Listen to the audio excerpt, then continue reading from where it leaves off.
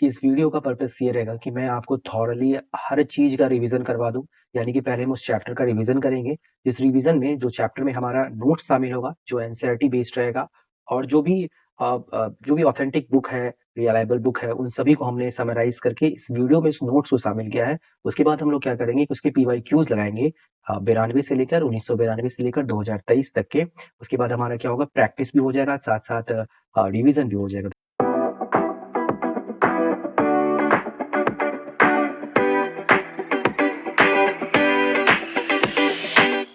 Hello दोस्तों, कैसे आप सभी। आज से हम लोग स्टार्ट कर रहे हैं हिस्ट्री के, मॉडर्न हिस्ट्री के पीवाईक्यू, जो कि बहुत ही इंपॉर्टेंट रोल प्ले करने वाला है हमारे एग्जामिनेशन पॉइंट ऑफ व्यू से।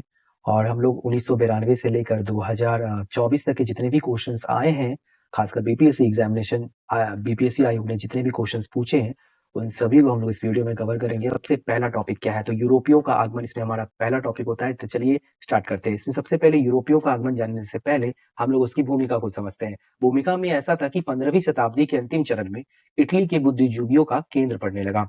उसके बाद कह रहा है, इस घटनाक्रम के पश्चात यूरोपियों ने एक नए समुद्री मार्ग की खोज की। इसी क्रम में बार्थोलोमिया डियाज ने एक नए समुद्री मार्ग, जिसे केप ऑफ गुड होप के नाम से जाना जाता है, 1486 में खोज की। ठीक है, तो चलिए अब हम देखते हैं प्रमुख खोजें, क्योंकि इनसे क्वेश्चन बना है। अगर आप प्रीवियस ईयर क्वेश्चन देखते हैं तो इसमें आपको एक क्वेश्चन मिलेगा। तो चलिए कुछ देखते हैं क्या क्या इसमें। देखिए, सबसे पहले क्रिस्टोफर कोलंबस ने अमेरिका की खोज की थी, जो 1492 ईस्वी में किया गया था। उसके बाद जेम्स कुक ऑस्ट्रेलिया 70 में किया था। वास्को डी गामा भारत, जो बहुत इंपॉर्टेंट है, कई बार क्वेश्चन पूछा है, चाहे वो दरोगा का एग्जाम हो या बीपीएससी एग्जाम हो, 1498 में। और एबल तस्मान न्यूजीलैंड की खोज किया था। चलिए अब कंपनी आने के क्रम देख लेते हैं कि सबसे पहले यूरोपीय देश में कौन सी कंपनी पहले आए। तो सबसे पहले हम लोग पुर्तगाल को देखते हैं, उसके बाद डच आया था, उसके बाद ब्रिटिश, उसके बाद डेनिश, और उसके बाद फ्रांस आया था। चलिए, और कंपनी बनाने, यानी कि कंपनी, ये तो उनके आने का क्रम हो गया। अब कंपनी कैसे कैसे स्थापित किया गया, ठीक है, तो उसके क्रम को देखते हैं। तो सबसे पहले अगर बात करें तो पुर्तगाल ने सबसे पहले कंपनी बनाया, उसके बाद ब्रिटिश, उसके बाद डच, उसके बाद डेनिश, उसके बाद फ्रांस। चलिए अब हम यूरोपीय कंपनी का वास्तविक नाम जानते हैं। तो देखिए, यूरोपियन कंपनी तो उसकी वास्तविक नाम की बात करें तो स्टाडो इंडिया। कई बार पूछता है कि यूरोपीय कंपनी का जो रियल नेम था वो क्या था, वो था स्टाडो इंडिया। उसके बाद डच का अगर देखते हैं, वेरिडीज वेरिडीज ऑस्ट्रेलियन कैंपेन। ठीक है, देखिए हो सकता है इसमें मैच द फॉलोइंग करके क्वेश्चन पूछ दे, क्योंकि इस बार सीट ज्यादा है और 13 दिसंबर को होने वाली एग्जामिनेशन ट्रिकी क्वेश्चन बन सकता है, तो थोड़ा ध्यान रखिए इस चीज को। ब्रिटिश का तो काफी आसान है और ये पूछने का 100% चांस है ब्रिटिश का। यहाँ पे इसको स्टार मार्क कर लो, हो सकता है ये क्वेश्चन पूछ ले। तो इसका है the governor and the company of merchants of London trading to East India company. ये इंपॉर्टेंट है। चलिए अगला देखते हैं। अगला है डेनिस। डेनिस का है डेनिस ईस्ट इंडिया कंपनी। तो चलिए ये सब आप याद रखिएगा, मैच द फॉलोइंग भी ये क्वेश्चन पूछ सकता है। चलिए आगे देखते हैं। एक फ्रांसीसी है, तो फ्रांसीसी जो नाम हो गया वो हो गया कैंपेन फ्रांसिस इंडीज ओरिएंटेड। चलिए आगे बढ़ते हैं। अब पुर्तगाल, क्योंकि पुर्तगाल सबसे पहले आए थे तो पुर्तगाल के बारे में हम लोग पढ़ेंगे। ठीक है, तो पुर्तगाल से जितने भी क्वेश्चंस आए थे उन सभी क्वेश्चन को हम लोग सॉल्व करने का प्रयास करेंगे। चलिए देखते हैं। पुर्तगाल का सबसे पहला जो पॉइंट है वो कह रहा है, प्रथम पुर्तगाली यात्री यात्री वास्को डिगामा, जो कि 1498 में कालीकट केरल में आया था। चलिए अगला पॉइंट देखते हैं। अगला पॉइंट क्या कह रहा है, यह कालीकट पर अब्दुल मानिक की सहायता से पहुंचा था। अब्दुल मानिक थे, ठीक है, वो इसकी सहायता किए थे पहुंचने में।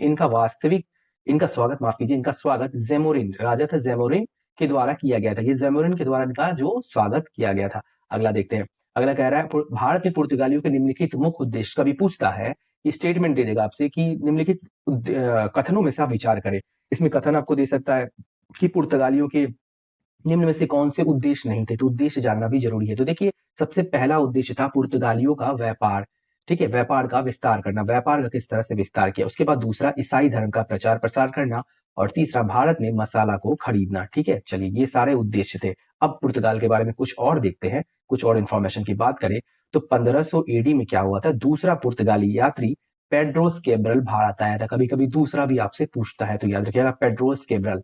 उसके बाद अगला देखते हैं, 1502 में क्या हुआ, वास्को डी गामा दोबारा भारत आया, और इसके पश्चात भारत में पहली बार पुर्तगाली कंपनी कोचीन के केरल में स्थापित की। ठीक है, अगला देखते हैं। अगला क्या कह रहा है, 3 पुर्तगाली गवर्नर, यहां से क्वेश्चन बनता है। पुर्तगाल के 3 इंपॉर्टेंट गवर्नर थे, उसको हम लोग देखते हैं। सबसे पहले फ्रांसिस्को डी अल्मेडा थे, जिनका कार्यकाल 1503 से 1509 था। ठीक है, उसके बाद दूसरा देखते हैं, अल्फांसो डी अल्बुकर्क, ये बहुत इंपॉर्टेंट है, 1509 से 1515। उसके बाद नूना दू कुन्हा, नूना दा कुन्हा।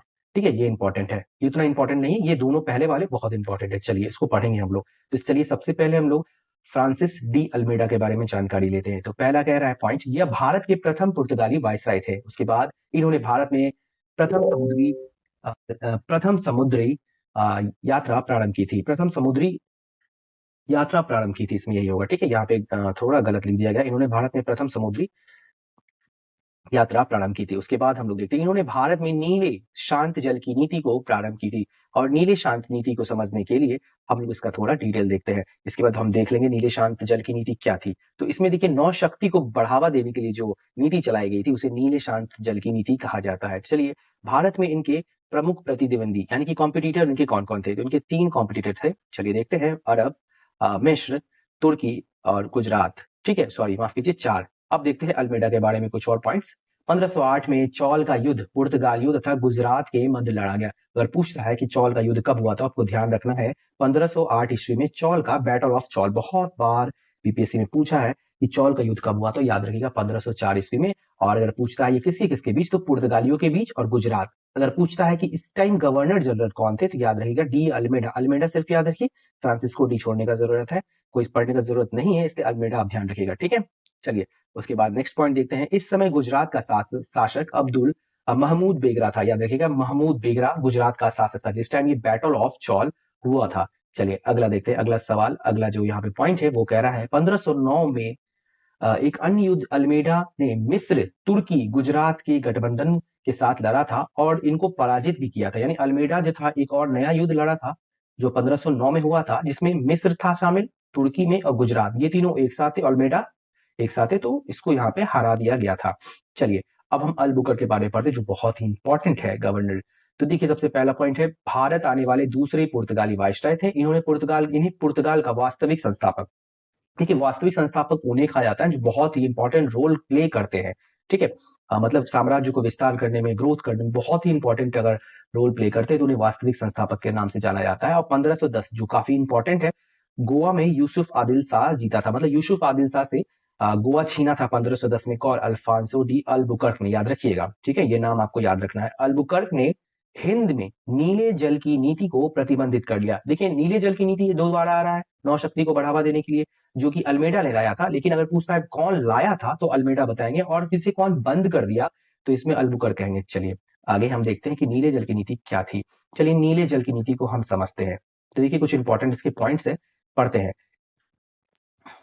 इस नीति के तहत पुर्तगालियों ने भारतीय भूमि पर किले बनाने के बजाय समुद्र में अपनी ताकत बढ़ाने का फैसला किया। अगला पॉइंट देखते हैं, अगला पॉइंट क्या कह रहा है, इस नीति के बारे में कुछ खास बातें। अब हम लोग कुछ खास बातें इस नीति के बारे में जानते हैं। चलिए पहला जो पॉइंट है, इस नीति का मकसद पुर्तगाल को समुद्री क्षेत्र में एक ताकतवर देश बनाना था। नेक्स्ट पॉइंट देखते हैं, नेक्स्ट पॉइंट क्या कह रहा है, इस नीति के मुताबिक पुर्तगालियों को अरब सागर और हिंद महासागर में व्यापार का एकमात्र अधिकार होना चाहिए था। अगला पॉइंट, इस नीति के वजह से तटीय इलाकों पर पुर्तगालियों का कब्जा होना सुनिश्चित किया गया था। मतलब बेसिकली यही करना चाह रहा है कि समुद्र की शक्ति को बढ़ावा देने के लिए जो नीति लाई गई थी, ठीक है, वो मतलब शांत जल की नीति थी। ठीक है, चलिए अगला देखते हैं, अल्फांसो डी अल्बुकर्क के बारे में कुछ और पॉइंट पढ़ते हैं। इनके काल में भारत में पहली बार ईसाई स्कूलों की स्थापना की गई। ठीक है, स्कूलों की स्थापना की गई। आगे बढ़ते हैं, इन्होंने कृष्णदेव राय के साथ व्यापारिक संबंध पर जोर दिया। अगला पॉइंट देखते हैं, कृष्णदेव राय ने पुर्तगालियों को कर्नाटक में भटकल में एक व्यापारिक कोठी स्थापित करने की अनुमति दी थी। तो देखिए कृष्णदेव राय साउथ में जो थे, यहाँ पे कृष्णदेव राय से भी व्यापारिक संबंध इन्होंने स्थापित किया। ठीक है, चलिए आगे देखते हैं, इन्होंने पुर्तगाली पुरुषों को भारतीय महिलाओं से विवाह करने के लिए प्रेरित किया था। इन्होंने भारत में सती प्रथा और पुर्तगालियों क्षेत्र में प्रतिबंधित कर लिया। मतलब सती प्रथा जो भारत में काफी प्रचलन में था उसको इन्होंने यहाँ पे बंद कर दिया। चलिए आप देखते हैं बैटल ऑफ स्वाली जो बहुत इंपॉर्टेंट है। अगर पूछता है स्वाली कहाँ है तो आपको ध्यान रखना है सूरत में है स्वाली। ठीक है, और ये किसके किसके बीच हुआ था? सबसे पहले जाने कि ब्रिटिश और पुर्तगालियों के बीच हुआ था बैटल ऑफ स्वाली। स्वाली एक जगह का नाम है। चलिए अब हम इसके इंपॉर्टेंट पॉइंट, क्योंकि यहाँ से क्वेश्चन बन रहा है ना, बैटल ऑफ स्वाली से कई बार क्वेश्चन पूछा गया और यहाँ से क्वेश्चन बनता है। तो चलिए इस युद्ध के कारण देख लेते हैं क्या रीजन थे जिस वजह से ये युद्ध हुआ था। चलिए ब्रिटिश ब्रिटिश सूरत में व्यापारिक कारखाना स्थापित करना चाहते थे। इस परियोजना का विरोध पुर्तगालियों ने किया। स्वाली के युद्ध में ब्रिटिश ने पुर्तगालियों को पराजित कर दिया था। इस युद्ध में ब्रिटिश सेनापति कैप्टन थॉमस वेस्ट थे और स्वाली का युद्ध के बाद पुर्तगाली गुजरात में अत्यधिक कमजोर होने लगा। तो चलिए इसमें इंपॉर्टेंट पॉइंट देखते हैं, इसका मुख्य कारण। इसमें अगर स्टेटमेंट में पूछ सकता है कि निम्नलिखित में से स्वाली के युद्ध के कारणों पर विचार करें, तो सबसे पहले ये क्वेश्चन पूछ सकता है कि क्या था रीजन, इसके रीजन पूछ सकता है। उस स्टेटमेंट में जगह पूछता है कि स्वाली यहाँ है, बिहार में दे सकता है ऑप्शन में, या किन के बीच हुआ। तो यहाँ पे हर एक पॉइंट इंपॉर्टेंट, हमने जो भी शामिल किया है वो क्वेश्चन को देखते हुए उसके अंदर शामिल किया, और एनसीईआरटी बेस्ड भी है, तो आपको ज्यादा इधर उधर भटकने की जरूरत नहीं है। एक ही वीडियो में आपको सारे चीज मिल जाएंगे, ठीक है। चलिए और देखते हैं यहाँ पे कुछ इंपॉर्टेंट पॉइंट, जैसे थॉमस वेस्ट, आप यहाँ पे याद रखिएगा कि इस युद्ध में ब्रिटिश सेनापति कैप्टन कौन थे, तो थॉमस वेस्ट थे, ठीक है। और यहीं से पुर्तगाली गुजरात में अत्यधिक कमजोर होने लगा था, ठीक है। यहीं से पुर्तगाली जो था कमजोर होने लगा था, ठीक है। चलिए आगे बढ़ते हैं। आगे का क्या पॉइंट कह रहा है, परंतु 1661 में ब्रिटिश राजकुमार चार्ल्स द्वितीय ने कैथरीन से विवाह किया था। इस विवाह के दौरान पुर्तगालियों ने बंबई को दहेज के रूप में ब्रिटिश को दे दिया। तो देखिए ऐसा हुआ कि ब्रिटिश ने पुर्तगालियों को कमजोर किया, तो पुर्तगाली कमजोर हो गए, तो अपनी जो वो ये थी राजकुमारी चार्ल्स, ये जो आपको यहाँ पे इनका राजकुमारी थी क्या ना, कैथरीन नाम था ना उसका, हाँ कैथरीन जो थे, कैथरीन को का विवाह जो थे चार्ल्स द्वितीय से कर दिया और बंबई को दहेज में दे दिया, ठीक है। तो यहाँ पे ये पॉइंट बन सकता है कि बंबई को दहेज किसने किनको दिया था, याद रखिएगा। चलिए आगे बढ़ते हैं। अगला पॉइंट क्या कह रहा है, अगला पॉइंट हम देखते हैं पुर्तगालियों के पतन। ये इंपॉर्टेंट पुर्तगाली का था पॉइंट, ठीक है। आप देखते हैं कि रीजन क्या थे, व्हाट आर द रीजन, कि इनके डिक्लाइन के क्या रीजन थे। चलिए देखते हैं पुर्तगालियों के। भारत में अल्बुकर्क के उत्तराधिकारी बेहद कमजोर हो, जो नीनो दो पुनः देखते हैं आप, ये सब जो आए, जो भी गवर्नर जनरल जो भी आए, वो अच्छे से इसको रन नहीं कर पाए, और गुजरात में ये कमजोर भी हो रहे थे, जैसा कि हमने जाना कि ब्रिटिश बहुत ही ताकतवर हो गया था और इसे हराने लगा था, तो पुर्तगाली कमजोर होने लगा था। उसके बाद कह रहा है भारत में पुर्तगाली व्यापार के विस्तार में महत्वपूर्ण भूमिका नहीं निभा पाए। पुर्तगाली कर्मचारियों का वेतन काफी कम था, जिसके कारण इन्होंने भारत में भ्रष्टाचार कर दिया। इन्होंने हिंद महासागर में लूटपाट शुरू कर दिया, यह भारत में अधिक व्यापार विस्तार नहीं कर पाए, ठीक है। इन्होंने एक नए उपनिवेश ब्राजील की खोज कर ली थी, ठीक है। तो देखिए यहाँ कुछ इंपॉर्टेंट पॉइंट है।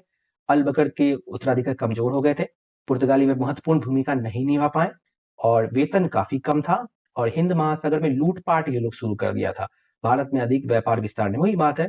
और एक नए जो उपनिवेश था ब्राजील का इन्होंने खोज कर लिया था, ये रीजन कुछ कह सकते हो। पुर्तगाली कंपनी की प्रकृति सहिष्णु नहीं थी, ठीक है, ये सहिष्णु प्रकृति के नहीं थे, ठीक है। चलिए, और भारत में इनकी प्रतिनिधि कंपनियां पुर्तगालियों के योग सिद्ध हुए, मतलब भारत में उनकी प्रतिनिधि कंपनियां पुर्तगालियों के योग सिद्ध हुए, मतलब ये प्रतिद्वंदी होगा, माफ कीजिए, यहाँ प्रतिद्वंदी कंपनियां होगा।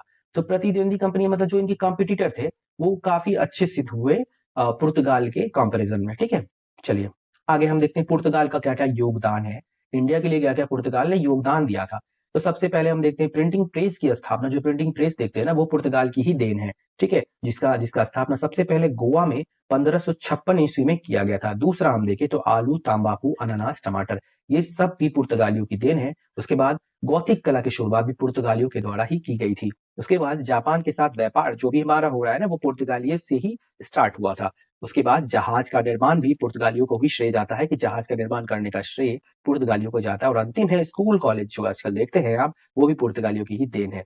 चलिए अब हम देखते हैं डच के बारे में, ठीक है। डच के बारे में जो पहला पॉइंट, यह नीदरलैंड हॉलैंड से आए थे। यह भारत में पुर्तगालियों के पश्चात आए थे।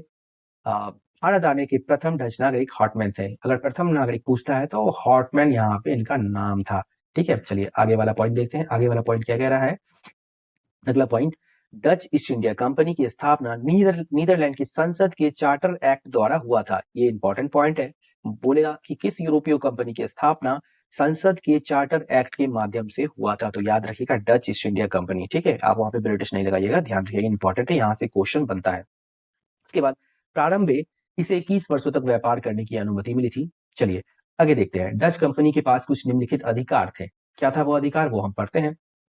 पहला अधिकार की बात करें तो यह युद्ध में भाग ले सकते थे, वह संधि कर सकते थे, किलों को दुर्गीकृत कर सकते थे, मतलब इनको अधिकार था। तो अधिकार मिला तो ऑब्वियस सी बात है वो अच्छा परफॉर्म करेंगे, ठीक है। चलिए अब देखते हैं नेक्स्ट, भारत में इनका अधिकार सूती वस्त्र और मसाले पर था, ठीक है, ये मसाले पर था, यहाँ पे ये होगा ये मसाले पर इनका अधिकार था। ठीक है, आगे देखते हैं। या भारत से ज्यादा इंडोनेशिया के व्यापार में रुचि रखते थे। यहाँ पे इंडोनेशिया में ये काफी इंटरेस्ट दिखाते थे, क्योंकि इंडोनेशिया में मसाला पाया जाता था, तो इसलिए यहाँ पे इंडोनेशिया में काफी इंटरेस्ट दिखाते थे।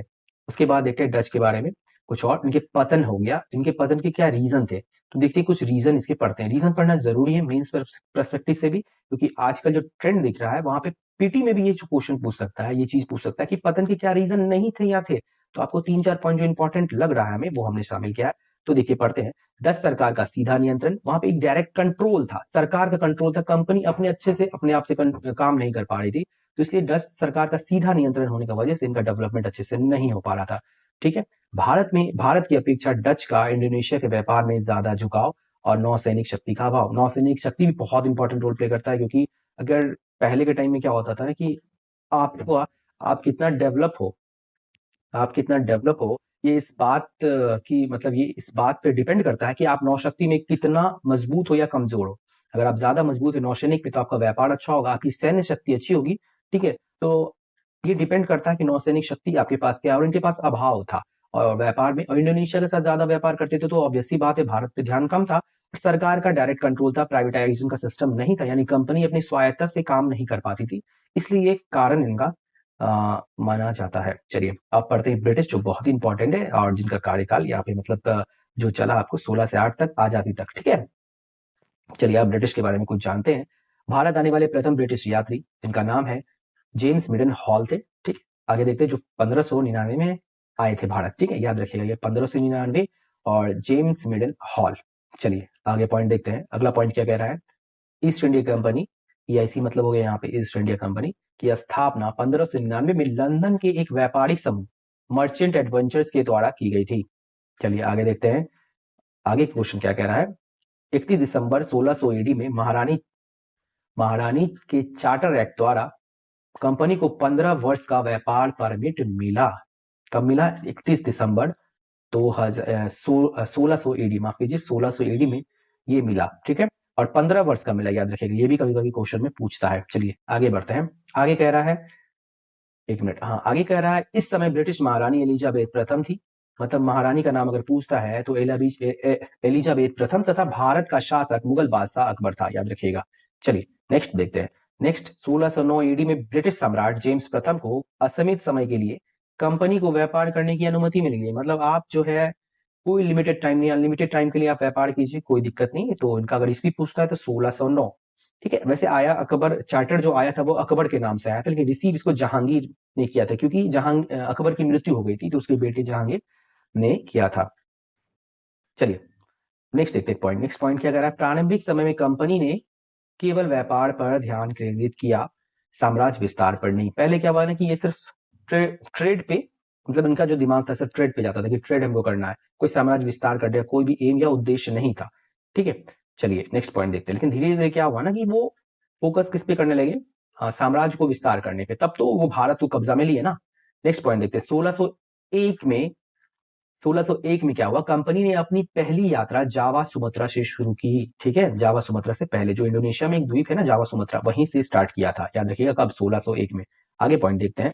आगे पॉइंट कर रहा है 1604 में, वैसे ये इंपॉर्टेंट नहीं है बट स्टिल यहाँ पे एक टाइमलाइन आपको मिलता है कि सारा चीज एक सीक्वेंस से हो रहा है, और हमने भी इसे सीक्वेंस वाइज लगाया है। क्या कह रहा है कि 1604 में कंपनी ने अपना रुख भारत की ओर लिया। उसके बाद पॉइंट क्या कह रहा है। 1608 में ब्रिटिश सम्राट जेम्स प्रथम ने अपने एक राजदूत कप्तान विलियम्स हॉकिंस को जहांगीर के दरबार में भेजा। जहांगीर के दरबार में मैंने बताया कि अकबर के नाम से ये आया था, वैसे अकबर का मृत्यु हो गया था, तो सब सारा काम वहां पे जहांगीर ही करते थे। ठीक है, तो 1660 में ये नाम याद रखिएगा आपका, क्या नाम है यहाँ पे, विलियम्स हॉकिंस, यहाँ पे नाम याद रखिएगा, विलियम्स हॉकिंस, और जहांगीर के दरबार में भेजा। नेक्स्ट पॉइंट क्या कह रहा है। जहांगीर ने हॉकिंस को अनुमति प्रदान की, जहांगीर अनुमति प्रदान किया, और हॉकिंस फारसी भाषा का विद्वान था। अब देखिए कोई क्या होता है कि आपका अगर रीजनल लैंग्वेज बोलता है, अगर मैं ही अगर अमेरिका जाऊं, अगर मैं वहां पे इंडियन लैंग्वेज बोलूं और मुझे कोई इंडियन मिल जाए, तो इंडियन मुझे देख के बहुत ही उनको लगेगा कि चलो मेरा ये अपना है, इनको मेरा लैंग्वेज आता है। तो इसी तरह से क्या हुआ ना कि जहांगीर के दरबार में ये जो कैप्टन हॉकिंस आए ना, तो वो फारसी बोलते थे। तो क्या हुआ कि फारसी बोलने से क्या हुआ ना कि उनको लगा कि अरे भाई ये तो इतने अच्छे से, इतने साफ शब्द में, इतने साफ लहजे में बोलते हैं, तो ये थोड़ा सा ये सब भी इम्पैक्ट किया, तो इसको क्या हुआ ना, अनुमति मिल गया इस चीज का। ठीक है, चलिए आगे बढ़ते हैं।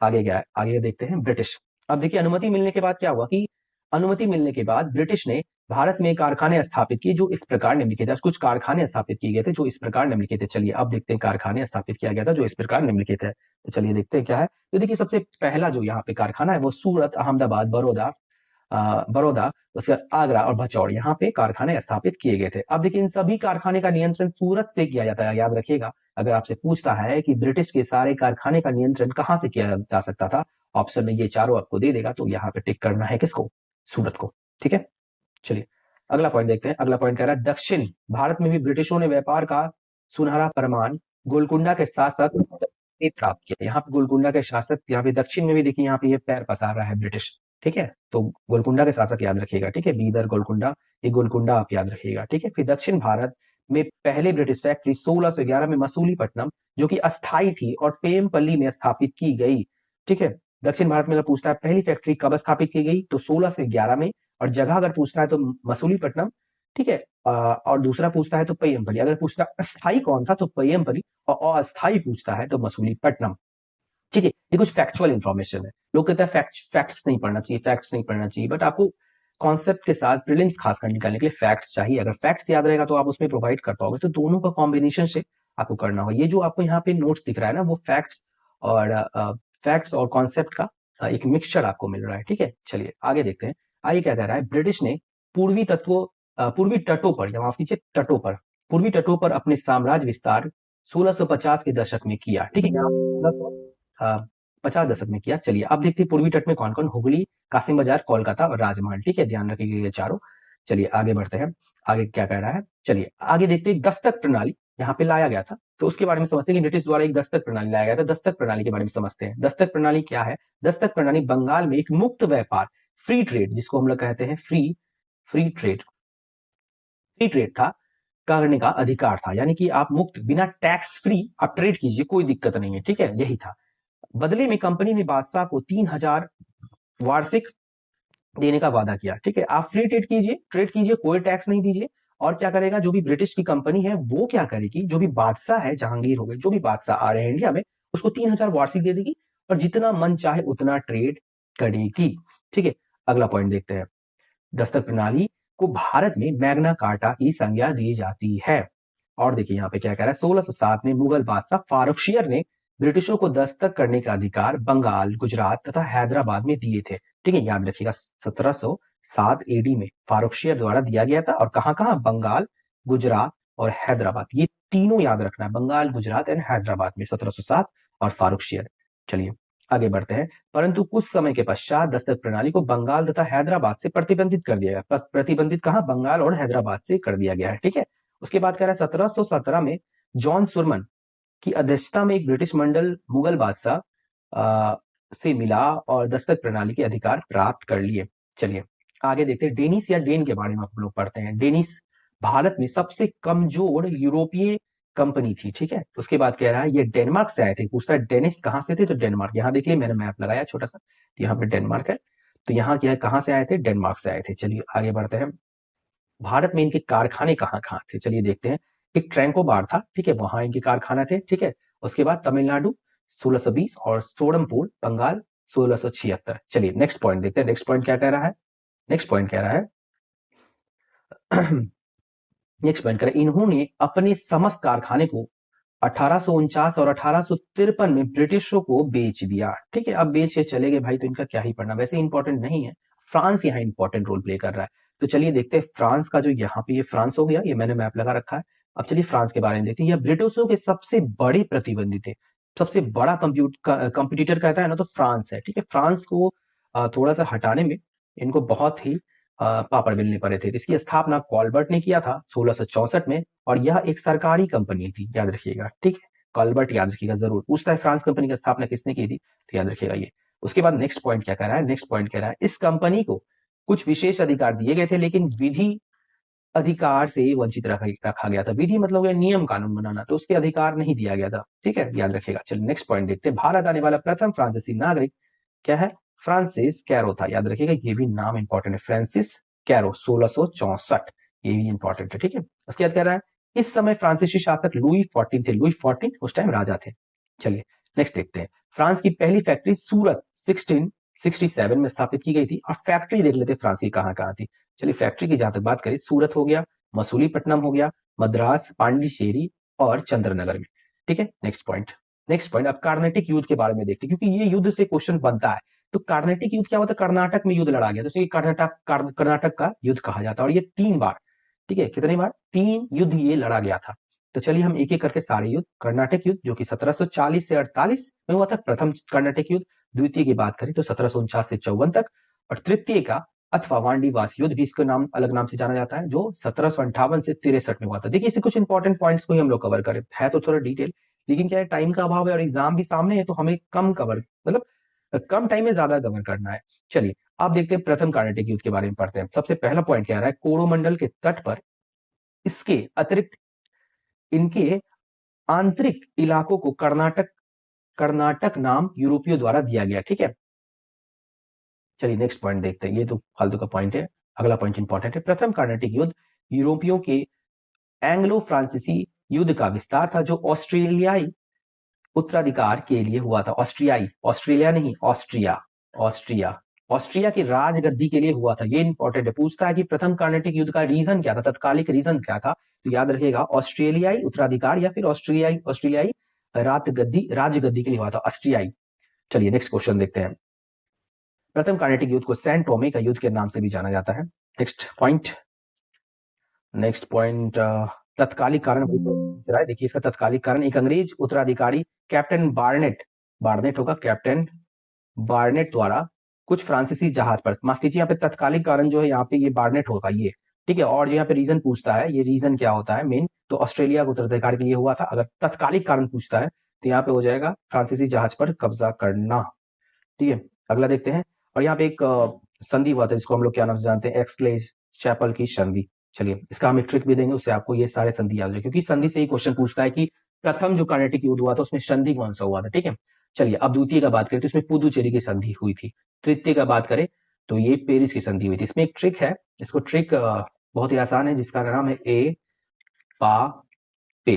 ठीक है, एक बार फिर से लिखते हैं, ए पा पे। ठीक है, ए से हो गया एक्सलेस लाप्ले की संधि, उसके पांडिचेरी की संधि और पेरिस की संधि। याद रखिएगा, ए पापे, पंजाबी लोग बोलते हैं ना ए पापे, तो यहां से याद रखना। चलिए अब देखते हैं, अब क्या है, यहाँ पे हम लोग चैप्टर खत्म कर दिए। नेक्स्ट पॉइंट पार्ट में हम लोग क्या करेंगे, क्षेत्रीय राज्य के लाएंगे और वहां पे सारे क्वेश्चन को लगा लेंगे। चलिए यहाँ से कुछ क्वेश्चन खास नहीं बन रहा है, तो यहाँ से जो भी क्वेश्चन बन रहा है, मतलब जो भी बीपीएससी में पूछा गया, सिर्फ उसी क्वेश्चन को यहाँ पे लगाते हैं और आयोग की मंशा को समझते हैं। चलिए देखिए यहाँ पे क्वेश्चन क्या कह रहा है, पुर्तगाली उपनिवेश का प्रथम वायसराय भारत में कौन है? ठीक है, कौन हुआ? तो ये 45 बीपीएससी में पूछा गया, तो इसका आंसर हो जाएगा ऑप्शन सी, यानी कि अल्मेडा था ना प्रथम, अभी बताए भी थे। चलिए नेक्स्ट देखो, नेक्स्ट क्या कह रहा है कि बंगाल की खाड़ी में समुद्री डकैती हुई तो हुगली का उपयोग कौन करता था? तो इसका आंसर सी यहाँ पे, पुर्तगाली। ठीक है, हुगली का उपयोग डकैती के लिए करता था ना, मैंने आपको बताया अभी। तो उसका नेक्स्ट नेक्स्ट क्या कह रहा है, भारत में 1613 ईस्वी में अंग्रेज ने अपनी पहली फैक्ट्री कहाँ स्थापित की थी? अंग्रेज के द्वारा कहाँ किया गया? तो ये ऑप्शन डी हो जाएगा, काफी आसान है। देखो ये 39 बीपीएससी में पूछा गया है, तो ये सूरत में स्थापित किया गया था। नेक्स्ट सवाल क्या कर रहा है, निम्नलिखित में से किस अंग्रेज उत्तराधिकारी ने पुर्तगालियों के स्वाली के स्थान पर हराया था? ठीक है, काफी आसान आंसर है इसका, ऑप्शन बी हो जाएगा, थॉमस वेस्ट। मैंने जो बताया थॉमस वेस्ट ये कहो या बेस्ट को, 44 बीपीएससी 2000 में ये पूछा गया था। नेक्स्ट क्वेश्चन क्या कह रहा है, डच ईस्ट इंडिया कंपनी ने किस वर्ष अपनी फैक्ट्री पटना में स्थापित की थी? पटना में स्थापित कब किया गया था? ये बी, इसका आंसर हो जाएगा बी, 1632 में। कई बार 65वीं में पूछा गया है, 66वीं में, 67वीं में पूछा गया है। ठीक है, चलिए नेक्स्ट देखते हैं, कई बार रिपीटेड क्वेश्चन है और आने के चांसेस भी हैं। निम्नलिखित में से प्रथम कर्नाटिक युद्ध का कौन सा तत्कालिक कारण था? इसका आंसर देखते हैं, इसका आंसर हो जाएगा डी, अंग्रेज द्वारा फ्रांसीसी जहाज पर अधिग्रहण करना, मैंने जो भी जस्ट बताया। ठीक है, आगे देखते हैं, 1760 में वांडीवास का युद्ध अंग्रेजों द्वारा किसके खिलाफ लड़ा गया था? बहुत आसान आंसर है, इसके बाद आंसर हो जाएगा फ्रांसीसी और यहाँ पे अंग्रेज के दोनों के बीच में हुआ था। नेक्स्ट सवाल, उस क्षेत्र की पहचान करें जहां यूरोप वासियों को सर्वोत्तम सोडा और अफीम प्राप्त होता था। इसका आंसर हो जाएगा बिहार। ठीक है, बिहार से बहुत सारा मिलता था। अंग्रेज शासनकाल में भारत का कौन सा क्षेत्र अफीम उत्पादन हेतु प्रसिद्ध था? ये आंसर हो जाएगा बिहार। देखो रिपीट किया है, कब 47 बीपीएससी में रिपीट किया है, प्री 2005 क्वेश्चन यहाँ से बन रहा है, यही ट्रेंड एनालाइज तो करना है। चलिए अब देखिए, कुछ यहाँ पे सूची दिया गया है, उसको आपको मिलान करना, जो मैंने पहले करवाया था। तो इसका आंसर देखते हैं, 1 का क्रिस्टोफर कोलंबस, 1 का यहाँ पे इसका आंसर हो जाएगा ऑप्शन सी, 1 का 3। ठीक है, चलिए इसका आंसर एक बार में हम लोग देख लेते हैं। इसका आंसर हो जाएगा 3, मिला लीजिएगा आप लोग, ठीक है। वैसे मिला लेते हैं बी का 4 और सी का 1 और डी का 2। चलिए आप लोग यहाँ पे मैच कर लेते हैं। उम्मीद कर रहे हैं सेशन पसंद आ रहा होगा। पसंद आ रहा हो तो प्लीज चैनल को सब्सक्राइब करें। नेक्स्ट वीडियो हम लोग का मॉडर्न हिस्ट्री का क्षेत्रीय संघर्ष से आ रहा है। धन्यवाद।